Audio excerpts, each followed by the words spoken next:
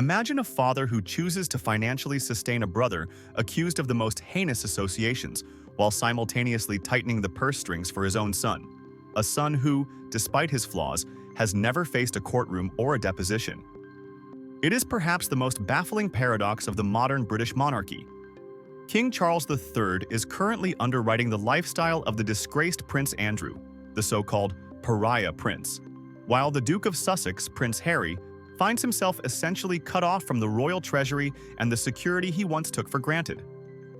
Why would a king, tasked with modernizing a thousand-year-old institution, continue to pour millions into a man who has become a symbol of royal ignominy, all while keeping his youngest son at an icy distance?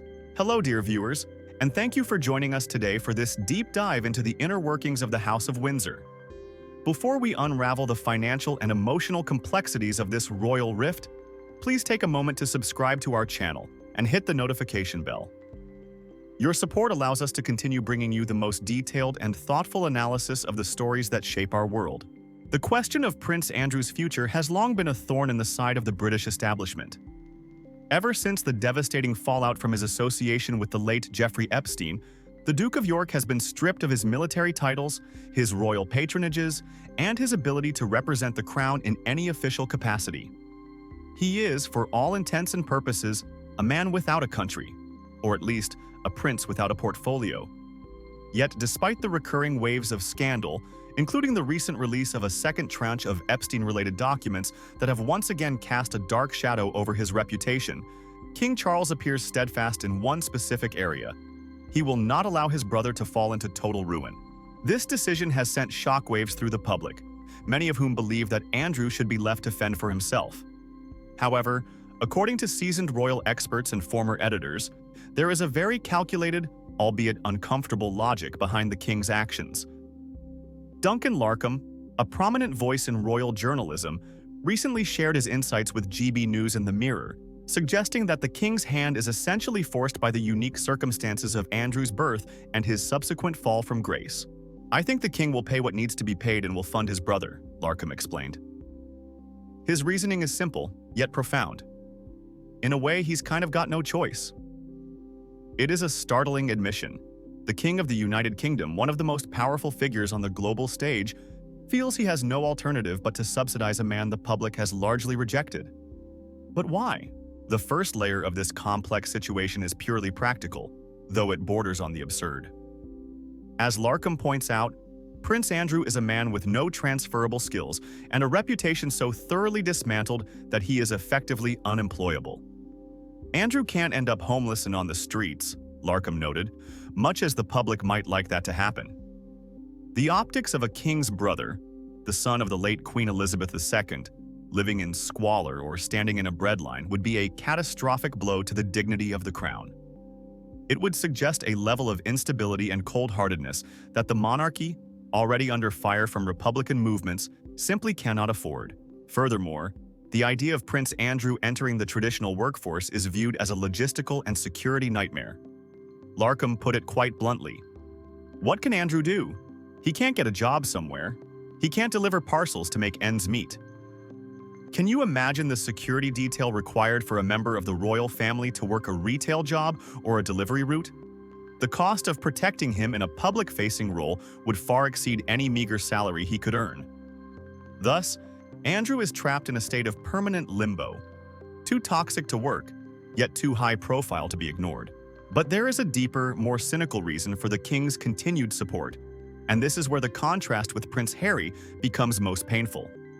While Prince Andrew has been accused of terrible things and has exercised incredibly poor judgment, he has remained, in his own way, loyal to the code of silence that governs the royal family.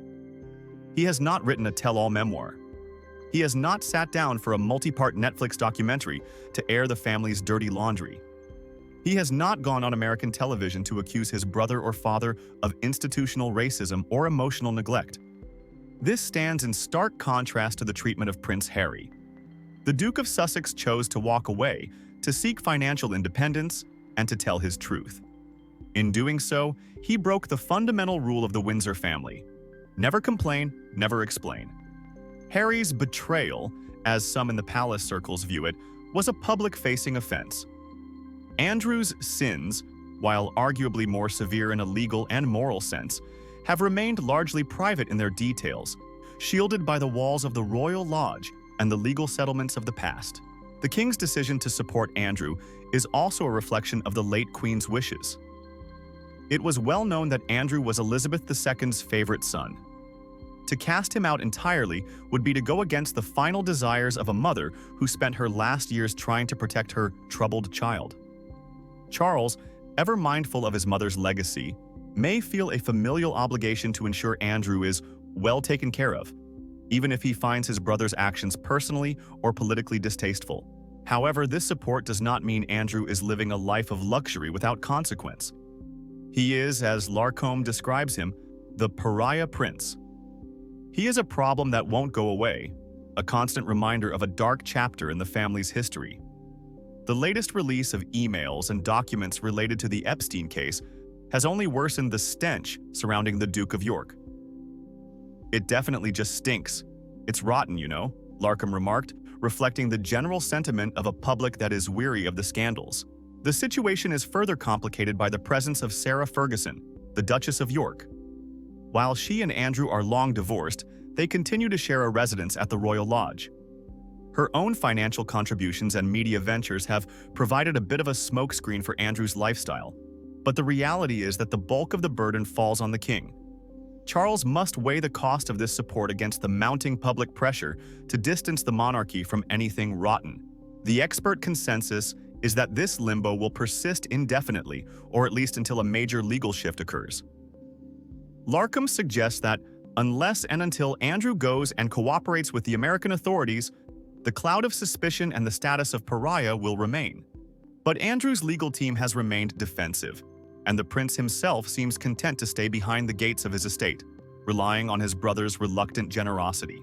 This brings us back to the emotional core of the story.